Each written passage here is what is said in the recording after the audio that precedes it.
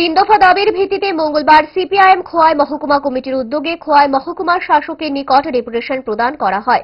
দাবিগুলি হল খোয়াই শহর এলাকায় নিয়মিত 2 বেলা পানীয় জল সরবরাহ করা, কলেজের পার্শ্ববর্তী লাল ছড়ার উপর স্টিল ব্রিজ অতি দ্রুত সংস্কার করে চালু করা, গরু বাইক সহ সাধারণ মানুষের সম্পদ চুরি রোধে কার্যকরী পুলিশি ব্যবস্থা গ্রহণ এবং মূল্যবৃদ্ধি নিয়ন্ত্রণে প্রশাসনিক নজরদারি বৃদ্ধি করা।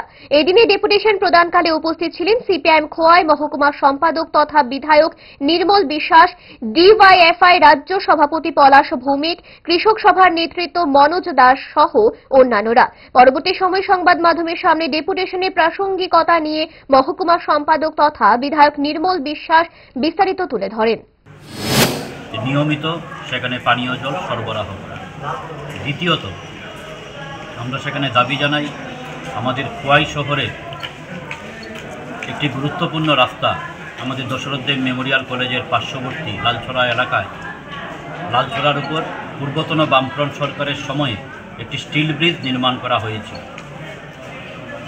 গত বন্যার সময়ে সেই স্টিল ব্রিজের একটি দিকের ওয়াল সেখানে ধসে পড়ে, কিন্তু বেশ কয়েক মাস হয়ে গেল, এখন পর্যন্ত সেই ব্রিজটি সংস্কার করা হচ্ছে না। অবিলম্বে সেই ব্রিজটি সংস্কার করে পুনরায় চালু করবার জন্য, কারণ সিঙ্গিছড়া, দুর্গানগর ইত্যাদি এলাকার একটা বিরাট সংখ্যক মানুষ প্রতিনিয়ত এই রাস্তাটি ব্যবহার করে। এইরকম একটি গুরুত্বপূর্ণ রাস্তা সেখানে অতি দ্রুত চালু করবার জন্য স্টিল ব্রিজটি সংস্কার করার আমরা দাবি জানাই। তৃতীয়ত, এই সময়ের মধ্যে আমরা লক্ষ্য করছি সেখানে চুরির প্রবণতা মারাত্মকভাবে বাড়ছে। প্রায় প্রতি রাতেই খোয়াই শহরে, গ্রামে, বিভিন্ন এলাকায় গরু, বাইক ইত্যাদি চুরি হচ্ছে। জুড়ে থাকে বাঁধন